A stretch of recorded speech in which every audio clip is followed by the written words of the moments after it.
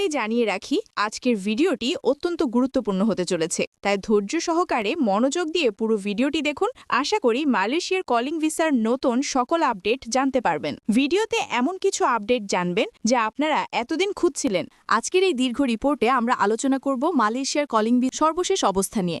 এই নিউজে থাকছে মালয়েশিয়ার বর্তমান অর্থনৈতিক পরিস্থিতি, কলিং ভিসার সম্ভাবনা, বাংলাদেশ থেকে কবে নাগাদ লোক নেওয়া হতে পারে, মেডিকেল প্রসেস কবে শুরু হতে পারে, দালাল প্রতারণা থেকে বাঁচার উপায় এবং সবচেয়ে গুরুত্বপূর্ণ এখন পর্যন্ত সরকারিভাবে কি ঘোষণা হয়েছে আর কি হয়নি।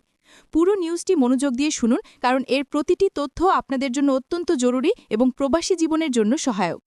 মালয়েশিয়ার বর্তমান পরিস্থিতি। মালয়েশিয়া দক্ষিণ পূর্ব এশিয়ার একটি গুরুত্বপূর্ণ শ্রমবাজার, বিশেষ করে বাংলাদেশি কর্মীদের জন্য। দেশটির অর্থনীতি বর্তমানে কৃষি, নির্মাণ, ম্যানুফ্যাকচারিং এবং সার্ভিস সেক্টরের উপর নির্ভরশীল।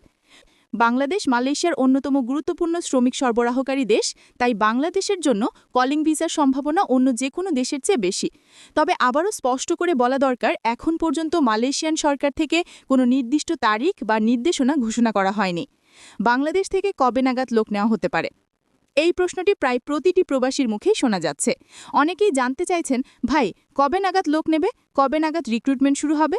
বাস্তবতা তো হচ্ছে, মালয়েশিয়ার শ্রম মন্ত্রণালয় ও স্বরাষ্ট্র মন্ত্রণালয়ের মধ্যে এ বিষয়ে আলাপ চলছে। বাংলাদেশ সরকারের প্রবাসী কল্যাণ মন্ত্রণালয়ও নিয়মিত যোগাযোগ করছে। ধারণা করা হচ্ছে 2025 সালের মধ্যে নতুন করে বাংলাদেশ থেকে কর্মী নেওয়া হতে পারে। তবে সেটি নির্ভর করছে মালয়েশিয়ার অভ্যন্তরীণ সিদ্ধান্ত এবং দুই দেশের দ্বিপাক্ষিক চুক্তির ওপর। অনেকেই বলছেন সেপ্টেম্বর মাসে হয়তো মেডিকেল শুরু হতে পারে, আবার কেউ বলছেন অক্টোবর অথবা নভেম্বরের দিকে প্রক্রিয়া শুরু হবে। আসল কথা হলো, এখন পর্যন্ত সরকারিভাবে কোনো তারিখ ঘোষণা করা হয়নি। মেডিকেল প্রসেস নিয়ে বিভ্রান্তি।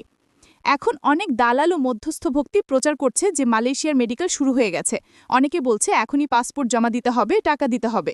এগুলো একেবারেই মিথ্যা।